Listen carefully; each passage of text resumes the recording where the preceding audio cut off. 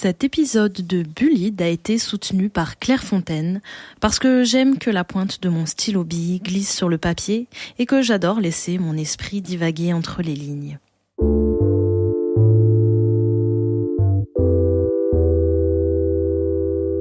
Bullied, le podcast sur le harcèlement scolaire qui redéfinit les marges. Être rock'n'roll et faire du skate, c'est ce qu'on va faire avec Anthony, bon dans le passé avec son groupe de skate d'adolescents où il harcelait un de ses amis qui ne connaît pas au code. Dans cet entretien, il analyse avec du recul ce comportement qu'il avait et au cours de la conversation, on découvre finalement qu'un collégien l'a emmerdé aussi quelque temps. Une fois, une petite fois. Est-ce du harcèlement ou un rite de passage qui banalise la violence physique chez les hommes ?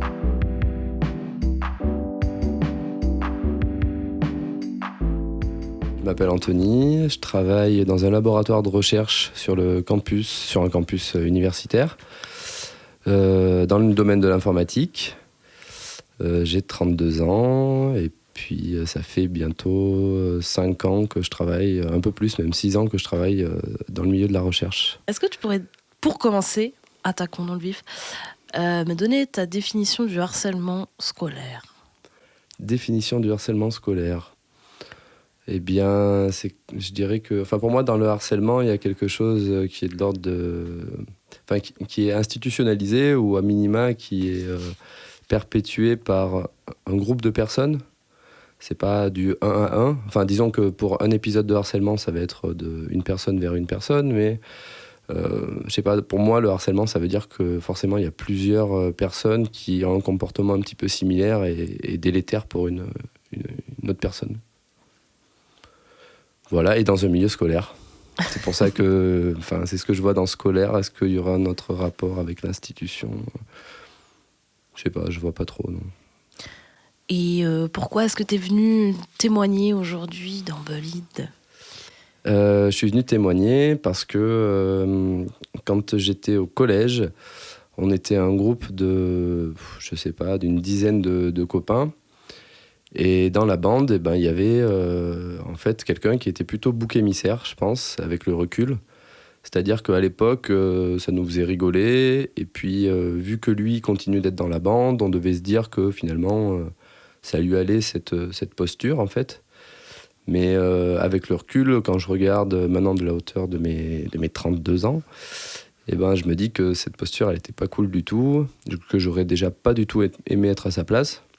Parce qu'il me semble que le principe d'universalisme, c'est un truc pas mal, quoi. Donc si j'aurais pas aimé subir ce qu'on lui a fait subir, c'est qu'a priori, c'était un peu naze. Voilà. Mais cet ami-là, donc, vu qu'il faisait partie de la bande, qu'est-ce qu'il avait comme particularité qui faisait que c'était le bouc émissaire ? Quelle particularité il avait qui faisait de lui un bouc émissaire ? Ça, c'est la question que je me suis un peu posée avant l'émission. Mais en fait, j'avoue que je sais pas trop, je saurais pas trop déterminer pourquoi c'est devenu lui. Je sais pas qu'est-ce qui faisait qu'il avait cette posture-là. Franchement, je sais pas. Je pense à des trucs très bêtes comme... je sais pas, physiquement, il était peut-être loin de la norme du beau ou quelque chose comme ça. Donc déjà, il partait avec ce handicap-là très stupide et basique, quoi. Je sais pas, il avait pas une position de dominant, mais pour des raisons que si je devais creuser plus, je saurais pas trop identifier, en fait. Il était peut-être moins fort que les autres en skate. Ouais, je crois que tu soulèves un point qui est juste, parce qu'effectivement, j'ai peut-être pas vu ça, mais effectivement, dans la pratique du skate, il était pas bon. Alors peut-être que du coup, vu que nous, c'était une valeur qui nous rassemblait, peut-être que du coup, ça a contribué à sa posture. Après, oui, c'est sûr que dans le skate, il y a, de toute façon, c'est essentiellement masculin comme milieu. Moi, je continue à le pratiquer et je vois que ça s'ouvre quand même de plus en plus aux filles, mais ça reste quand même très largement masculin. Et oui, il y a la question, comme dans les sports, de la performance, de la comparaison à l'autre.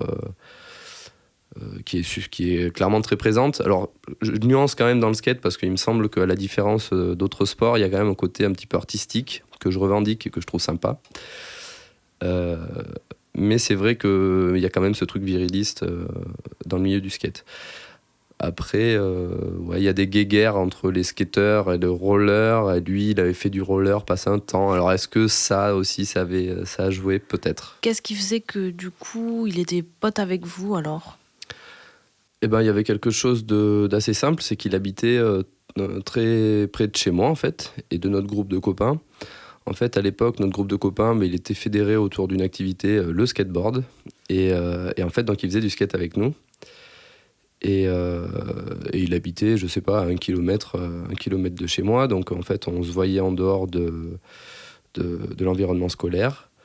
Mais moi, je l'ai toujours considéré comme un ami et j'avais l'impression dans ma tête que c'était réciproque. Et je pense que ça l'était d'une certaine manière. Je pense que le harcèlement, il peut se faire dans le cercle d'amis. Mais voilà, avec le recul, en fait, ce qui s'est passé, ce qui m'a fait cogiter à cette histoire, c'est que après l'avoir perdu de vue pendant quelque chose comme, 5 ans, 10 ans après le lycée, en fait, même le collège, parce que je crois qu'il n'était pas au lycée avec nous. Je l'ai revu en fait un jour dans les rues de Grenoble et en fait quand je repensais à lui, la première chose qui me venait à l'esprit, c'était cette espèce de honte ou en tout cas j'étais pas bien vis-à-vis de cette histoire et ça me gênait terriblement en fait, alors que j'y avais pas réfléchi plus que ça. Et en fait quand je l'ai croisé dans un bar un soir, il est revenu là-dessus en validant justement en fait ma réflexion, c'est-à-dire que en gros il m'a dit on a parlé comme des amis qui parlent du bon vieux temps, mais quand même il m'a dit vous m'en avez fait voir et franchement c'était pas cool quoi. Donc voilà, ça a contribué au fait que je me dise que la posture c'est clair qu'elle était pas bonne quoi.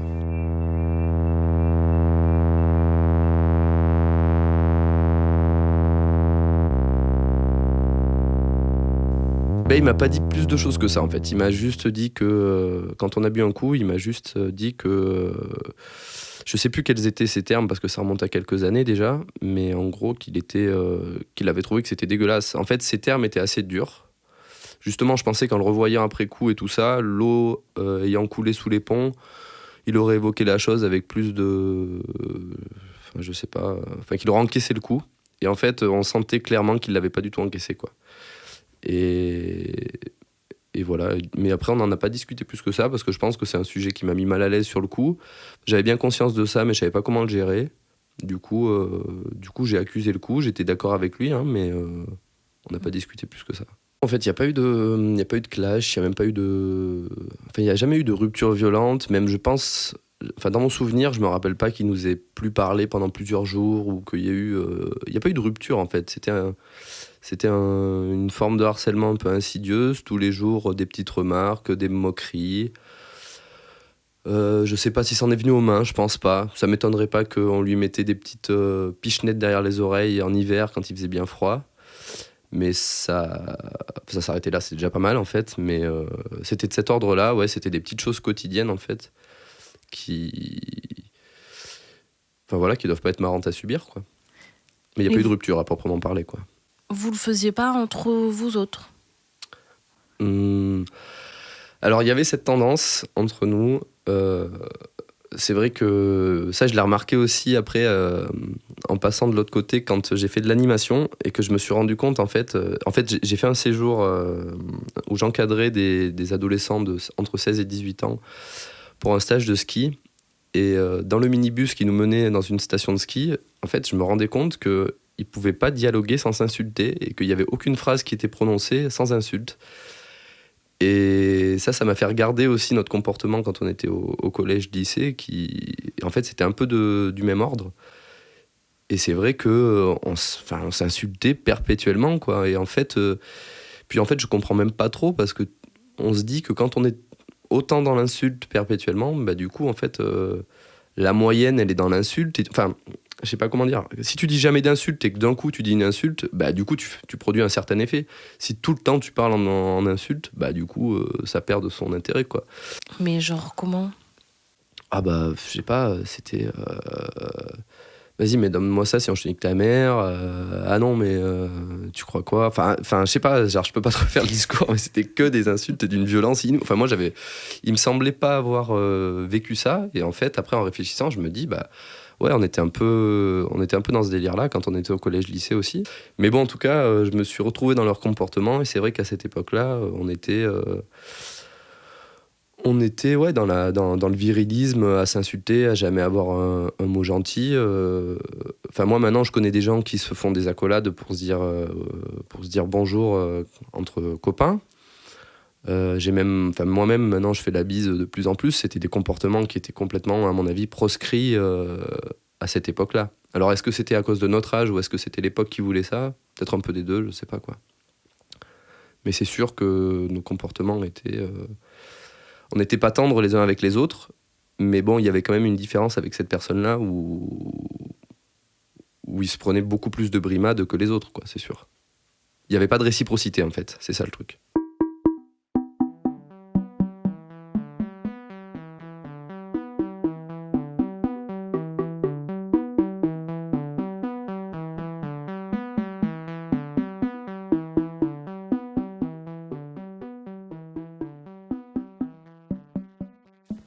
Alors, clairement, je me sens comme un bourreau vis-à-vis de lui, et lui la victime. Enfin, je veux dire, à aucun moment je me dis oui, mais quand même, il était comme ça, et donc ça a justifié mon comportement. Ça, pas du tout. Je veux dire, 100% des torts. Enfin, en dehors de ce qui peut être alloué, enfin, comment dire, je pense que mon comportement était induit par des choses qui étaient extérieures à moi aussi, enfin, une émulation entre collégiens un peu débiles, enfin voilà, ce genre de choses.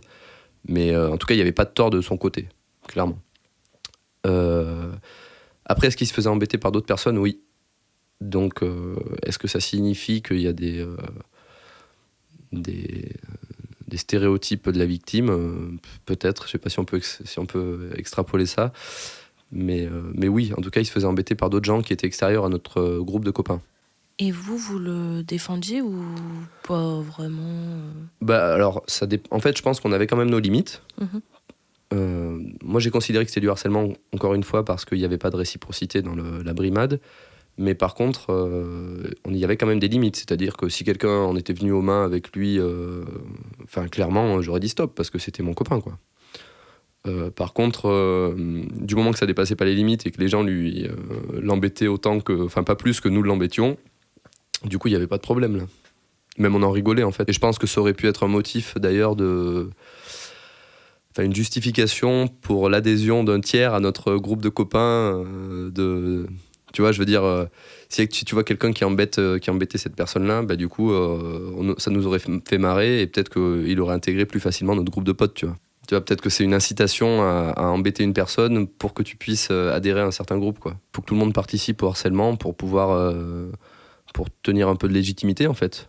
Du collège, je sais pas, parce que c'était quand même pas à ce point. C'est-à-dire que c'était pas le bouc émissaire du collège.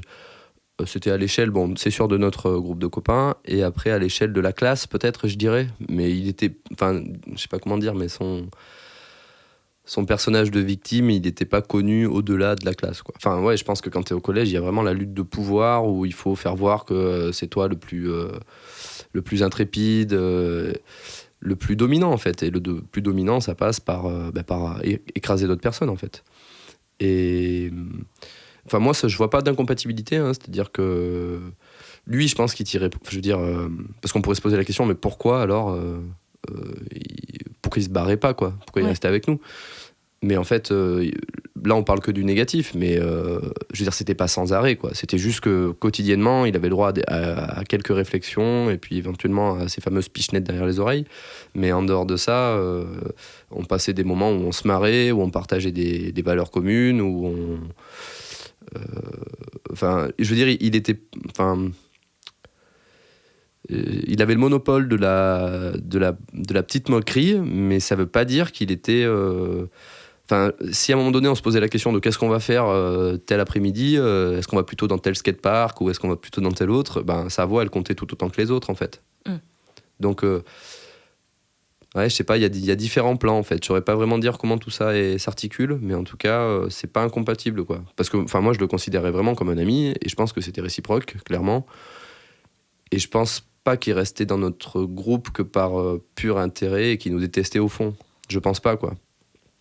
Je pense pas parce que là, quand on rediscute, même maintenant, enfin, il y a le fond d'amitié qu'on sent quoi. Simplement, il a ça en travers de la gorge et c'est resté. Ça m'a surpris, mais c'est toujours là et je pense qu'il y a des bonnes raisons. Parce que moi, même si je le regarde maintenant avec le recul et que j'arrive à voir que c'est du harcèlement et à réfléchir là-dessus, c'est pas la même chose que de le vivre dans tous les cas. Donc je pense que c'est puissance 1000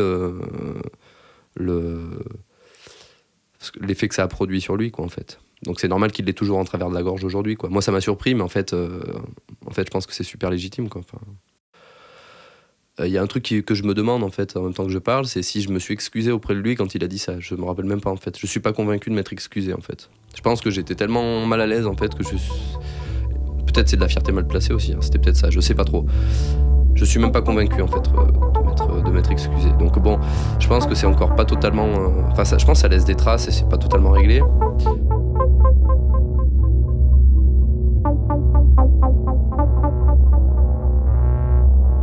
Qu'est-ce que tu penses de l'adage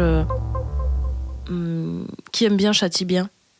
Ouais, moi ça me fait penser toujours à cette posture rock'n'roll où, comme je te dis, quand on s'insultait et tout, et puis il y a des... Ce qu'il faut voir, c'est que j'ai toujours... je suis resté en contact avec certaines de ces personnes du collège-lycée, même on est très bons potes. Bon, malheureusement, on vit plus au même endroit, mais on communique. Et dans la communication, je pense à une personne en particulier, c'est toujours aussi violent, quoi. C'est-à-dire que même à 30 piges, cette personne, elle a une situation, des enfants, etc. Enfin, un enfant. Et malgré tout, cette posture, elle lui est restée, quoi, vraiment. Et bien sûr, quand il m'envoie pour mon anniversaire Bonne anniv pédale, voilà, ça c'était au dernier... cette année, donc voilà, si tu peux on les cumule, quoi, on va dire, en plus dans le message, quoi, tu vois. D'une part, ça me fait rire, même si je l'analyse politiquement, etc., c'est naze, mais bon, je peux pas m'empêcher de rire quand je le reçois, et puis je peux pas m'empêcher de prendre ça pour une preuve d'amour, en fait.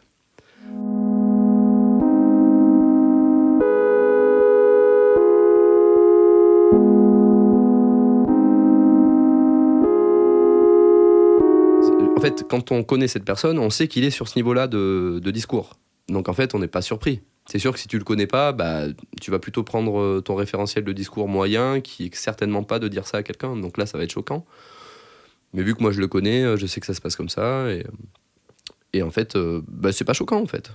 Enfin, moi je suis d'accord. Enfin, après, c'est le problème de la réciprocité. C'est-à-dire que si tes amis, en fait, elles prenaient mal les surnoms et que tu continuais d'insister là-dessus, là, c'est pas cool, quoi. Après, si elles rentrent dans le jeu et que toi aussi tu prends ton petit surnom, pourquoi pas, quoi. Et ça t'a jamais froissé auparavant Lui, ça en venait aux mains à des moments, donc des fois c'était relou, tu vois, il y avait vraiment ce côté coq où maintenant on en est presque à se battre, tu vois. Bon, c'est jamais allé trop là-dedans, mais quand ça en venait à des... j'avais certains seuils que j'avais pas envie de dépasser, je pense. Et du coup, ça a pu me gêner pour ces questions-là, quoi. Et tu lui as dit ? Je lui ai pas dit, non, parce que la communication, déjà, c'est pas mon fort à moi perso. Et puis, c'est pas... c'est typiquement pas le genre de comportement dans lequel il y a beaucoup de communication. Justement, en fait, je pense que ce genre d'attitude, elle pallie un problème de communication, quoi. Je sais pas si elle le pallie, en tout cas, elle est symptomatique d'un manque de communication, quoi. T'exprimes un truc violemment parce que t'arrives pas à le dire autrement, quoi. Mais non, j'ai jamais verbalisé quoi que ce soit comme ça avec lui. Et puis, en fait, ce serait marquer la défaite, en fait. Parce que, tu vois, moi, j'ai toujours envie de jouer à ce petit jeu avec lui. Et en fait, si je commence à verbaliser les choses et puis à les analyser, tu désamorces en fait le jeu. Et puis le jeu, il devient moins drôle, quoi. Moi, le jeu, il me déplaît pas avec lui parce que je trouve qu'il est assez réciproque. Donc, en fait, je trouve qu'il n'y a pas de problème. Donc, je veux bien être rock'n'roll avec lui. Ce que j'appelle rock'n'roll, c'est des gens qui vont être toujours dans bousculer l'interlocuteur, éventuellement les insultes, etc. Enfin, être dans une forme de méchanceté, entre guillemets. Mais finalement, vu que c'est tout le temps, en fait, je sais pas comment dire, quand on veut exprimer quelque chose, en fait, il y a un écart, en fait, entre la moyenne de ce qu'on dit et puis là, ce qu'on dit à ce moment-là quand on veut faire réagir la personne. Et en fait, finalement, qu'on soit rock'n'roll ou bisounours, en fait, ce qui compte, c'est l'écart entre la moyenne de comment on parle et puis ce qu'on dit à un instant T, quoi. Et en fait, j'ai eu toute une période où j'ai un peu rejeté cette attitude rock'n'roll, où je me suis dit, mais à quoi bon, en fait, voir tout en noir et parler mal aux gens, ça sert à rien.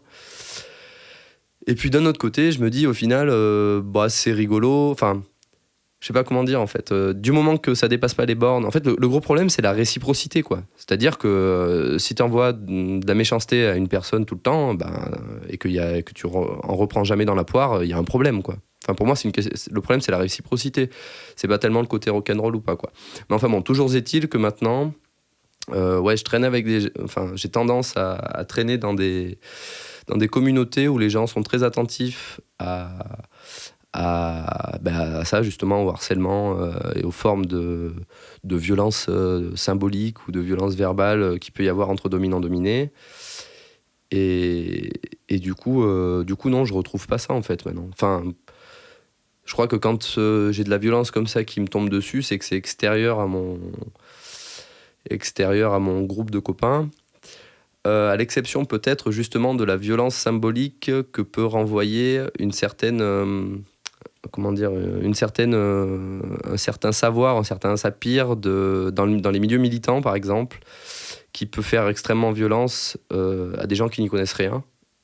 Et moi, par exemple, c'est peut-être un exemple de posture. Alors, c'est pas du harcèlement, hein, je pense pas que ce soit du harcèlement, mais en tout cas, j'ai été dans cette posture où je me sens pas à ma place dans une certaine communauté parce que j'ai pas ce savoir, parce que moi je débarque en fait dans le milieu militant. Et finalement, c'est aussi une question d'appartenance à un groupe et que d'avoir les codes ou pas.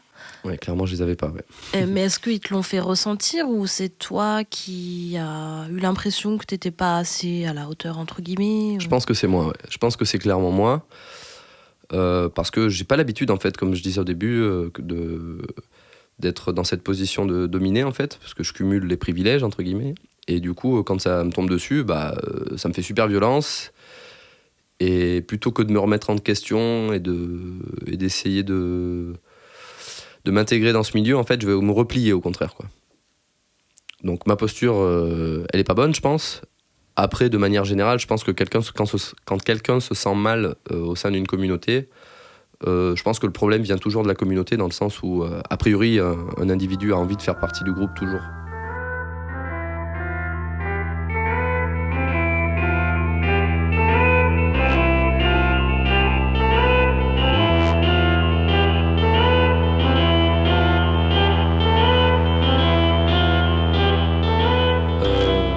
C'était quoi l'autre question ? Ah oui, qu'est-ce que je conseillerais à une personne qui est dans cette posture ? La première chose que je vois, c'est la communication, quoi. Comme tu l'as dit, je pense qu'il faut le dire, parce qu'en fait, le harceleur, il se rend pas compte en fait qu'il harcèle. Je veux dire, moi, j'ai capté que je harcelais, et même encore, harcèlement, ça me paraît un gros mot. Bon, ouais, je pense que c'était quand même une forme de harcèlement. Ouais. Mais ouais, s'il nous l'avait dit... Si nous avait envoyé un stop dans la gueule, je pense qu'on aurait calmé le jeu, parce qu'on était, comme je le disais, on était à l'écoute de son avis quand même. Enfin, son avis, il comptait en fait. C'était plus des brimades réflexes, quoi. C'était vraiment de l'ordre du réflexe, quoi. Du coup, le dire, je pense que c'est important. Mettre le doigt peut-être sur le fait que c'est jamais réciproque et qu'en fait, il y a un problème. C'est parce que je pense que la première chose que j'aurais dit, s'il m'avait dit arrête de m'emmerder, quoi, j'aurais dit mais on fait ça avec tout le monde en fait, y a pas de problème. Donc je pense que s'il mettait le doigt sur le fait que en fait non, en fait c'est lui qui ramasse tout le temps et que c'est pas réciproque et que du coup ça rend le truc pas drôle, c'est pas lui qui a pas envie d'être rock'n'roll, c'est juste que c'est toujours dans sa gueule que ça va, quoi. Je pense que pointer ça peut-être ça pourrait permettre de désamorcer un peu le truc, mais enfin ça je veux dire, bien sûr, je suis responsable. Si il y avait le tribunal du harcèlement, je veux dire, je serais responsable à 200%. Mais ce que je veux dire, c'est que je suis pas la cause première du truc, en fait. C'est ça que je veux dire. Je suis responsable d'un point de vue moral, mais pas d'un point de vue de la création du phénomène, en fait. Comme tu l'as dit, je sais même pas comment il est créé, le phénomène, en fait. Mais c'est sûr que le gros du truc, à mon avis, c'est l'émulation. Puis la désignation d'un ennemi commun, ça fédère beaucoup, quoi. Comme on le voit à des échelles plus grosses en politique, quoi, que d'avoir quelqu'un qu'on peut désigner comme un ennemi commun, ça permet de rassembler, quoi. Donc je pense qu'il y a quelque chose qui est de cet ordre-là, quoi. Et toi, t'as déjà eu peur d'être désigné comme l'ennemi ou comme le dominé à des moments de ta vie ?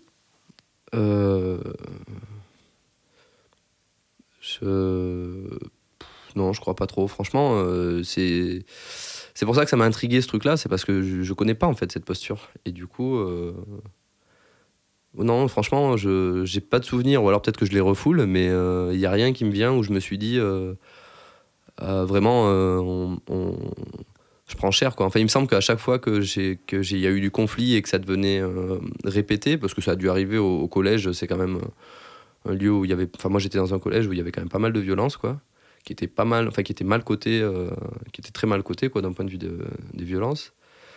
Et du coup, c'est arrivé que une même personne m'emmerde à plusieurs reprises, mais enfin, Ah bon ? Non, mais c'était de l'ordre de peut-être 2 fois, 3 fois. Il m'a fait quoi ? Je sais plus trop. Qu'est-ce qu'il m'a fait ? Je sais que la fin du harcèlement, ça a été quand je faisais la queue pour aller manger au self, qui m'a mis une claque par derrière. Et donc, je suis allé vers lui, je lui ai remis la sienne, et puis après, je suis allé manger.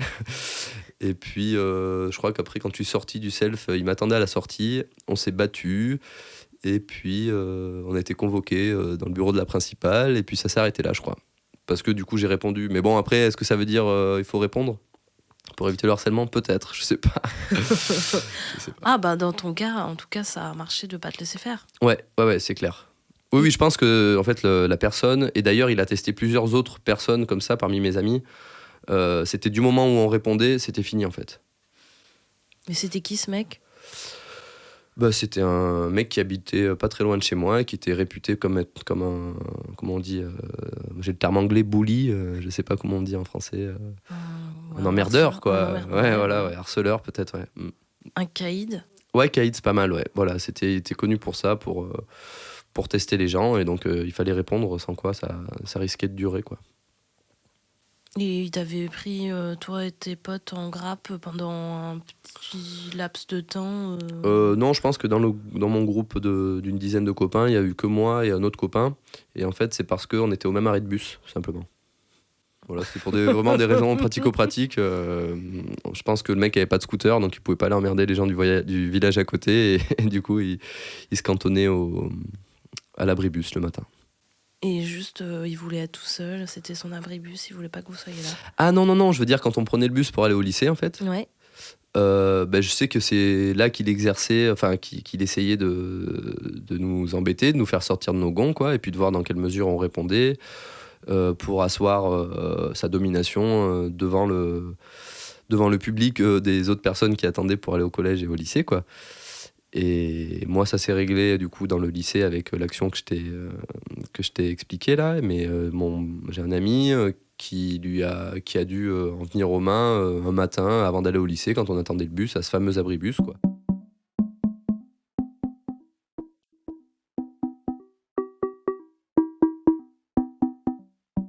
Il y a, dans ces histoires de domination, il y a un seuil de ce qui est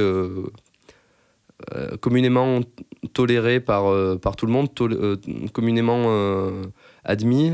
Et en fait, le harcèlement, c'est forcément le truc qui est interdit. Et du coup, si on participe à une forme de domination de manière insidieuse, eh ben, on a du mal à se dire harceleur, en fait. Alors qu'on devrait, je pense, parce que ce serait le mot juste. Mais en fait, il y a tellement un archétype du harceleur qui est très diabolisé qu'on veut pas y adhérer, et du coup on préfère passer sous silence ça et pas se dire que c'est du harcèlement. Enfin, je sais pas si c'est très clair ce que je raconte, mais je veux dire, dans tous les systèmes de domination, il me semble qu'il y a des choses qui sont où tout le monde est d'accord pour dire c'est pas bien, bon, c'est pas encore réglé comme problème, mais bien sûr c'est pas bien, il faut pas le faire. Mais par contre, quand les choses sont plus insidieuses, et ben là là il y a une espèce de flou, et quand on est dans la position de quelqu'un qui participe de cette domination, mais à une échelle petite, comme ça a été mon cas dans le collège avec cette personne, et ben c'est vrai qu'on a du mal à endosser le mot harceleur. Mais en fait, peut-être qu'il faudrait le prendre à bras le corps et puis dire ça en était, point barre. Et puis on peut avoir un spectre plus large du harcèlement. Peut-être que ça nous permet de mieux lire le phénomène du harcèlement, je sais pas. Même si on est dans une position de domination, en fait, enfin de dominant, on a l'impression d'en tirer profit. Mais en fait, si les gens... Enfin, comment dire, la posture de dominant, elle fait que les gens sont malheureux autour de soi. Et en fait... c'est pas agréable de vivre avec des gens qui sont malheureux autour de soi. Donc, en fait, je pense que la position du dominant, elle est enviable par rapport à celle du dominé, mais le dominant, il devrait juste se dire en fait, j'ai plus envie qu'il y ait d'asymétrie entre moi et mon copain, parce que, en fait, je sais pas, si les gens autour de nous, ils souffrent pas, du coup, on vit mieux nous-mêmes, je pense. Donc, non, mais c'est pour ça aussi que ça m'a plu de venir là, c'est pour... Parce que je pense qu'il y a un truc aussi où, dans le truc viriliste, dans le discours, il faut toujours être péremptoire, il faut toujours pas revenir sur ce qu'on a dit. Enfin, c'est montrer faiblesse, en fait, que de revenir sur ce qu'on a dit. Et ça, je trouve ça vraiment, vraiment stupide et puis délétère pour tout le monde, en fait. Et ouais, je pense qu'il faut pas hésiter à regarder ce qu'on a fait avant. Et, enfin, en fait, comment dire, c'est pas grave de se tromper, en fait. C'est juste pas grave de se tromper. Mais il faut apprendre de ses erreurs, quoi, tout simplement. Super. Merci. Merci.